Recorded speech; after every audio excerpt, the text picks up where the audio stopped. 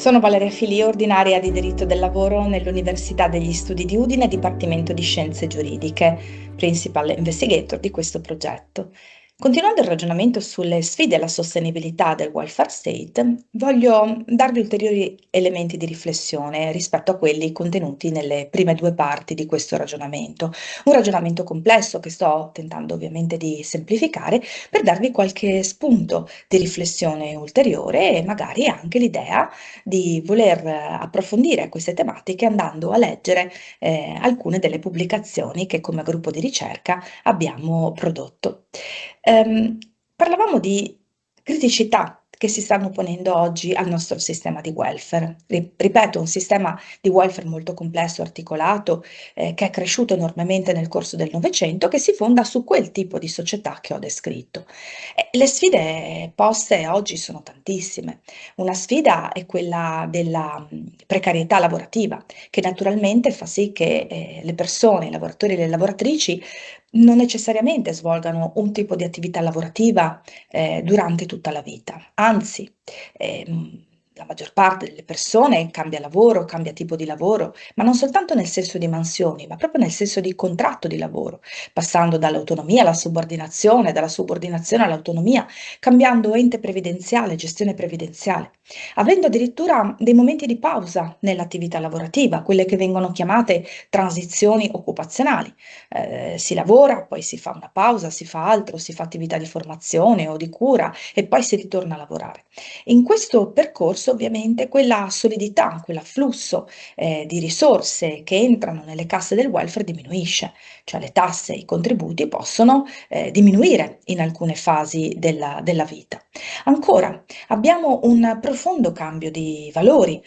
Se noi pensiamo alla società italiana dei primi del Novecento, anche della prima metà del Novecento, e la paragoniamo a quella della seconda metà del Novecento, a quella attuale, vediamo che sono cambiate moltissime cose, proprio nei valori sociali. Una delle grandi rivoluzioni del Novecento è stata quella del femminismo, che ha messo al centro la donna, la riflessione proprio sul ruolo femminile nella società.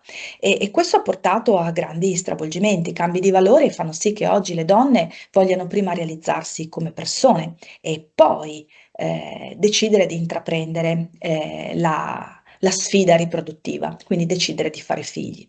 E proprio le difficoltà che hanno le donne ad entrare nel mercato del lavoro fa sì che molte donne continuino a rinviare la scelta riproduttiva, e quindi la decisione di fare figli viene presa sempre più tardi, quando a volte è anche difficile poi effettivamente portare a termine una gravidanza.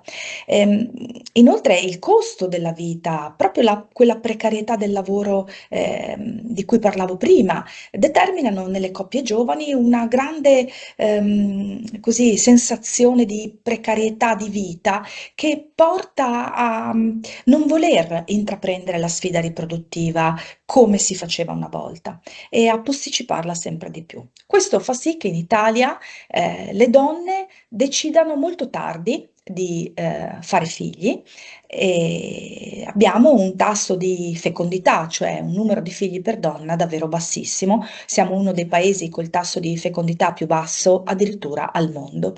Questa bassa fecondità, che poi diventa basso tasso di natalità, unito all'alta aspettativa di vita, quindi alla longevità che invece ci caratterizza, porta a quella che viene definita una tempesta perfetta. Cioè noi abbiamo una bassissima crescita demografica, ma un invecchiamento della popolazione molto forte. E naturalmente questi due elementi incidono molto sul welfare, un welfare che diventa sempre più affaticato, anche perché con una bassa natalità quella solidarietà tra generazioni diminuisce sempre di più, scricchiola.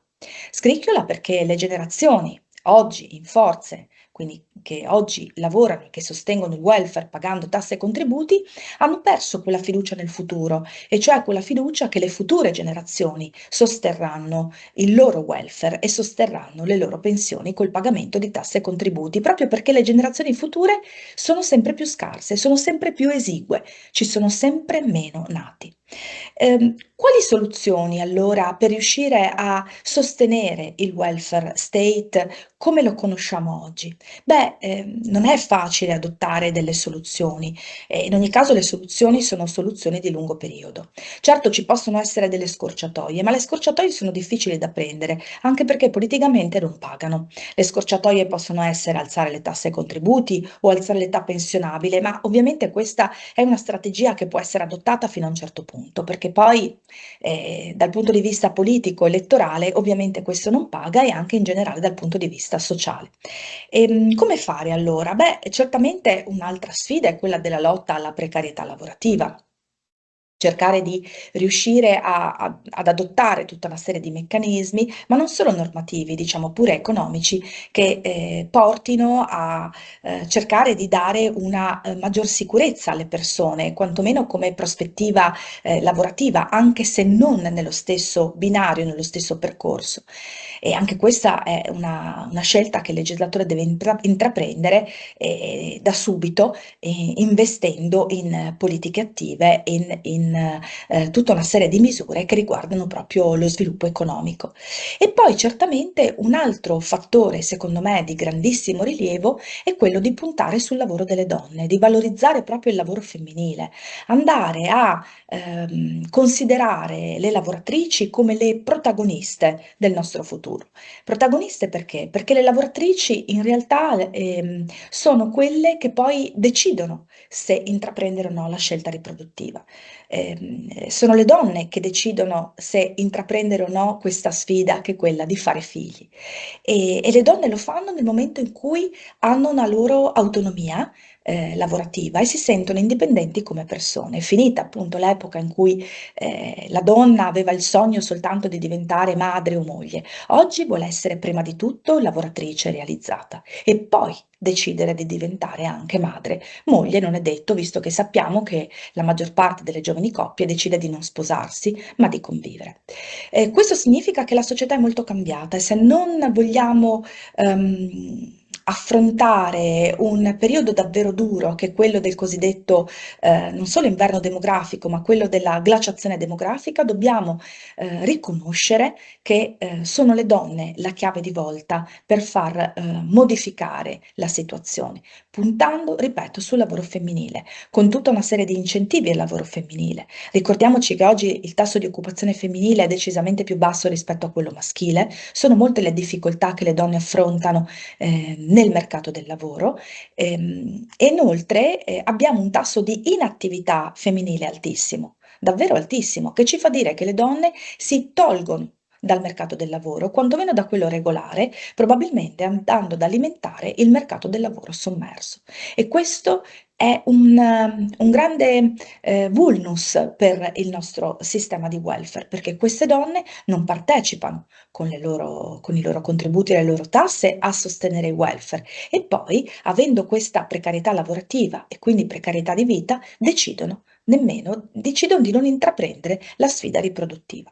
Quindi, che cosa fare? Ma innanzitutto dirottare le risorse che ci sono, sicuramente per sostenere il lavoro dei giovani, in particolare il lavoro delle giovani donne, e per sostenerlo tramite tutta una serie di servizi che devono essere rivolte alla genitorialità e alla natalità.